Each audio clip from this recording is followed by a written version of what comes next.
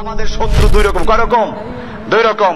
আমার যারা বক্তব্য শুনেছেন তারা জানেন। আমি এটা কৌতুক দিয়ে শুরু করি এখানে, যে একটা মেহমান গেছিল কারো বাড়িতে, মেহমানকে রাতের খাবার দাবার দিয়ে তারপরে ঘুমাইতে দিল একটা পুরাতন খাটে। কোথায়? পুরাতন খাটে। এই পুরান খাটে কি থাকে? সারপোকা থাকে। এরপরে যায় নাই মশারি, উপর থেকে মশাই কামড়াইলো কায়দা মতো। রাতে মেহমানের কোনো ঘুম হয় নাই। সদা সকালবেলা মেজবানরা খুব সুন্দরভাবে জিজ্ঞেস করে, ভাই রাত্রে কোনো কষ্ট হয় নাই তো? মেহমানও মাশাআল্লাহ রসিকতা করে বললেন যে না, তেমন কোনো কষ্ট হয় নাই, মনে হচ্ছিল যেন মশাই উড়িয়ে নিয়ে যাবে যদি নিচের থেকে সারপোকায় টেনে না ধরতো। আমাদের অবস্থা এরকম। আমাদেরকে মনে হচ্ছে ইহুদি খ্রিস্টানরা, আমি আবার শুরুতে গেছি, ইহুদি খ্রিস্টানরা এবং আমাদের ইহুদি খ্রিস্টানদের পা চাটা গোলাম শাসকগুলো আজকে মুসলিম দেশে যারা ওদের গোলামি করছে, আল্লাহ কোরআনে পরিষ্কার বলেছেন, ইয়া আইয়ুহাল্লাযীনা আমানু লা তাত্তাখিযুল ইয়াহুদা ওয়ান নাসারা আউলিয়া মিন দুনিল মুমিনিন। হে ঈমানদারগণ, খবরদার, তোমরা ইহুদি খ্রিস্টানদেরকে, মুমিনদেরকে বাদ দিয়ে ওদেরকে বন্ধু বানাইও না। ওয়া ইয়াতাওয়াল্লাহুম মিনকুম ফাইন্নাহুম মিনহুম। তোমাদের থেকে যে কেউ ওদেরকে বন্ধু বানাবে, ওদেরকে দোস্ত বানাবে, ওদেরকে মুরব্বী বানাবে, ওদেরকে অভিভাবক বানাবে, ফাইন্নাহুম মিনহুম, সে যেই হোক না কেন, তার নাম যাই হোক না কেন, সে ওদেরই একজন ইহুদি এবং খ্রিস্টানরা গণ্য হবে। কোরআন পরিষ্কার করে দিয়েছে, যে ব্যক্তি ওদের সাথে বন্ধুত্ব করবে, ওদেরকে মুরব্বী বানাবে, ওদের অভিভাবক বানাবে, সে ওদেরই একজন।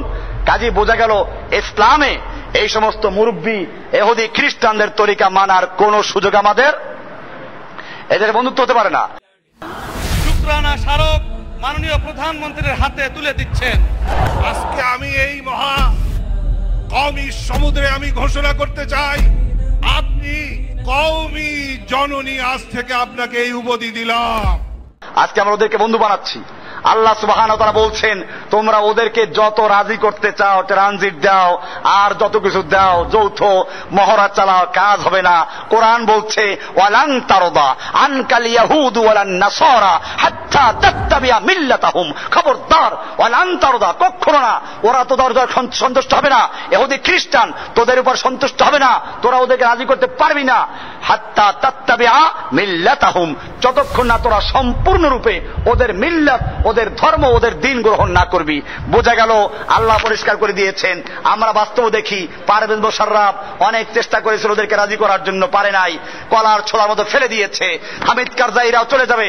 এরকম দুনিয়ার মুসলিমরা, ইহুদি খ্রিস্টানদের পা চাটা গোলামেরা যুগে যুগে ইতিহাসের আস্থা করে নিক্ষেপিত হয়েছে এবং কিয়ামত পর্যন্ত হতে থাকবে। কারণ আল্লাহ বলেছেন, ওয়ালান তারদা, তুমি ওদেরকে সন্তুষ্ট করতে পারবে না, কখনো পারবে না, হাত্তা তাত্তাবিয়া মিল্লাতাহুম, যতক্ষণ না তোমরা ওদের অনুসরণ করবে।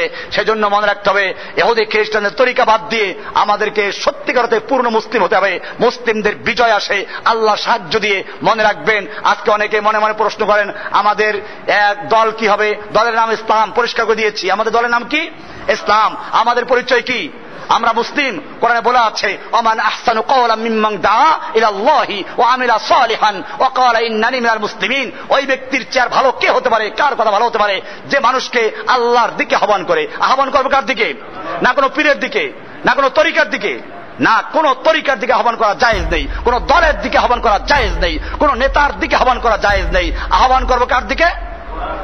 মান দাআ ইলাল্লাহি ওয়া আমিলা সালিহান, এবং আমল সালেহ করবে। ওয়া ক্বালা ইন্নানি মিনাল মুসলিমিন, এবং সে পরিচয় দিবে আমি একজন মুসলিম। আমি কি? মুসলিম। পরিষ্কার হয়ে গেল, আমার নাম মুসলিম, আমার দলের নাম ইসলাম, আমার সংবিধানের নাম কোরআন এবং সহিহ সুন্নাহ, আমার আদর্শ মুহাম্মদ সাল্লাল্লাহু আলাইহি ওয়াসাল্লামের তরিকা। এছাড়া আর কোন তরিকা মরিকা চলবে না। মনে রাখতে হবে, আমাদের বাধা আসবে। সেজন্যই ওয়াল আসর সূরাটা আপনারা ভালো করে পড়বেন। ওখানে বলা আছে ওয়াল আসর, আসরের কসম, আল্লাহ কসম করে বলছেন, ইন্নাল ইনসানা লাফি খুসরিন, সমস্ত মানুষ খুসর, ধ্বংসের মধ্যে, ক্ষতির মধ্যে, ইল্লাল্লাযিনা আমানু। তবে চারটে কথা, এই চারটে একটার সঙ্গে একটা জড়িত। ইল্লাল্লাযিনা আমানু, তবে যারা ঈমান এনেছে। ঈমান আনলো কিনা নির্ভর করবে আমিলুস সালিহাত, আমলে সালেহ করলো। তার মানে আমলে সালেহ না করলে ঈমান নাই। আমাদের দেশে অনেকে বলে, আরে নামাজ না পড়লে কি হবে, ঈমান ঠিক আছে, তোর ঈমানই নাই। আল্লাহ বলছেন, ইল্লাল্লাযিনা আমানু ওয়া আমিলুস সালিহাত, যারা ঈমান এনেছে এবার নেক আমল করেছে, আমলে সালিহাত করেছে। আমলে সালিহাত করলেই চলবে না, 3 নম্বর কাজটাও করতে হবে, ওয়া তাওয়াসাউ বিল হক, হকের দাওয়াত দিতে হবে। হকের দাওয়াত, দাওয়াতুল হক না। বাংলাদেশে দাওয়াতুল একটা পার্টিও আছে, এদের কাজ আছে খালি ওই যে পাও সোজা করো, আর একামতে একটা আলিফ বেশি হয়ে গেল, নামাজ শেষ, মুয়াজ্জিন শেষ, চাকরি শেষ সবার। এই দাওয়াতুল হক না, এই দাওয়াতুল হক না। আরে বেটা, পাও যদি একটু বাঁকাও থাকে নামাজ হয়ে যাবে। আজকে ইসলাম ধ্বংস হচ্ছে, আল্লাহর জমিনে আল্লাহর সার্বভৌমত্বকে বিলুপ্ত করা হয়েছে, আল্লাহর আইনকে বাতিল করা হয়েছে, নবীর সুন্নাহকে বাতিল করা হয়েছে, রাষ্ট্রীয় ইসলামকে উৎখাত করে দেওয়া হয়েছে, কোরআনকে তাবিজ লেখার মধ্যে নিয়ে গেছে, কোরআনকে খতম করার জন্য নিয়ে গেছে, কোরআনের বিধানকে বাতিল করা হয়েছে। এই জন্য কোনো কথা নাই দাওয়াতুল হক। এই দাওয়াতুল হক চললে ইহুদি খ্রিস্টানদের আপত্তি আছে? আমার দেশে দেখবেন মুজাহিদ কমিটি আছে, বাংলাদেশে আমিরুল মুজাহিদিনও আছে, মসজিদের মধ্যে প্রত্যেক জায়গায় আছে মুজাহিদ কমিটি। এরপর ইহুদি খ্রিস্টানরা বোম মারে না কেন? ইহুদি খ্রিস্টানরা যদি মুজাহিদের নাম শুনে ওরা 36,000 ফুট উপরে গিয়ে বসে থাকে। আর আমার দেশে মসজিদে মসজিদে মুজাহিদ কমিটি আছে, কেউ তালাশ করে? তালাশ করে না। কুফাররাও জানে এই জিহাদ নবীর জিহাদ না, এই জিহাদ কোরআন হাদিসের জিহাদ না। এই জিহাদ থাকলে আর ওদের ভালো, এই জিহাদ দ্বারা মুসলমানদের ইমানকে ধ্বংস করা হয়। আমি তো বলি বুশের বোমার দ্বারা কিছু মুসলমান মারা গেছে, এতে ইসলামের ক্ষতি হয় নাই, বরং মুসলমানদের ইমান তাজা হয়ে গেছে। মানুষ তো কত মরে, লঞ্চ ডুবে আজকেও মরছে কতগুলো, কত মানুষ মরে, এরকম বুশের বোমা মারলো, মুসলমান মরলো, ইমান তাজা হচ্ছে। আর ওদের পক্ষে ইসলামের কোন পরিভাষার পরিবর্তন করা সম্ভব না। কিন্তু আমাদের ভিতরগত যে মশা সারপোকা এই বুশেরা ইসলামের জেহাদের অর্থ পরিবর্তন করে শিখাই দিল নফসের জেহাদ বড় জেহাদ।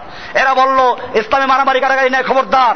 আমার ভাইয়েরা এইভাবে ইসলাম থেকে মুসলিমদেরকে, যুবকদেরকে ইসলাম থেকে এমন ভাবে সরিয়ে দিল, এখন এই যুবকরা ইহুদি খ্রিস্টানদের মতো জেহাদের নাম শুনলে কয় এটা ইসলামে নাই। জেহাদ ইসলামে আছে, কোরআনে আছে, হাদিসে আছে। আল্লাহ নবী যুদ্ধ করেছেন, আল্লাহ নবীর মৃত্যু পরে তরবারি রেখে গেছেন। সুতরাং বোঝা গেল জেহাদ কোরআনে আছে, হাদিসে আছে, নবীর জীবনীতে আছে। এইটাকে কেউ বাতিল করতে পারবে না। এটাকে যারা বাতিল করতে যাবে তারা দুনিয়া থেকে বাতিল হয়ে যাবে, ঠিক কিনা ভাইরা আমার? এজন্য আল্লাহ নবীর তরিকা, ওই তরিকা আমাদেরকে আসতে হবে। আমাদের কি শক্তি আছে এটা দেখার বিষয় না। যুগে যুগে আল্লাহ তাআলা যত নবীদেরকে সাহায্য করেছেন, মুসলমানদের শক্তি কাফেরদের চেয়ে বেশি ছিল না কম ছিল? বদরের যুদ্ধে মুসলমান 313 জন নিরস্ত্র, কাফেরদের অনেক অস্ত্র। আল্লাহ তাআলা বিজয় দিলেন কাদেরকে? তাহলে অস্ত্র বেশি ছিল? নবী এখানে চিন্তা করেন নাই যে এই 313 জন মানুষ মরলে ইসলামের কি হবে? নাই চিন্তা করেন। ইসলাম হেফাজতের দায়িত্ব কার? দিন কায়েমের দায়িত্ব কার? আপনার আমার। এখন মুসলমানদেরকে বাঁচাই থেকে আমরা যদি মরিয়ে যাই, ইসলামের দাওয়াত দিবে কে? এই মাদ্রাসার কি হবে? মসজিদের কি হবে? এই জন্য ইসলামের ছাড় দেই। আর সাহাবায়ে কেরাম ইসলাম রক্ষা করার জন্য মুসলিমরা জীবন দিয়েছে, আমরা মুসলিমদেরকে বাঁচাবার জন্য ইসলামকে বিসর্জন দেই, ঠিক কিনা ভাইরা আমার? খেয়াল রাখবেন, ইসলামের কোন পরিবর্তন করার অধিকার দেওয়া হয় নাই। আজকে ইসলামের পরিভাষার পরিবর্তন করেছে, ইসলামের মূল কাজগুলো পরিবর্তন করে দিয়েছে। এখন ইহুদি খ্রিস্টানদের গোলামি করি আর আমরা সব জায়গায় মার খাচ্ছি। এর থেকে উত্তরণের একমাত্র পথ আল্লাহ রাসূল সাল্লাল্লাহু আলাইহি ওয়াসাল্লাম যে সবক দিয়েছেন 5টা কাজের, ওই 5 কাজে আমাদেরকে আবার ফিরে আসতে হবে। আল্লাহ সুবহানাহু ওয়া তাআলা আমাদেরকে বিষয়গুলিকে বুঝার এবং আমল করার তৌফিক দান করুন, আমিন।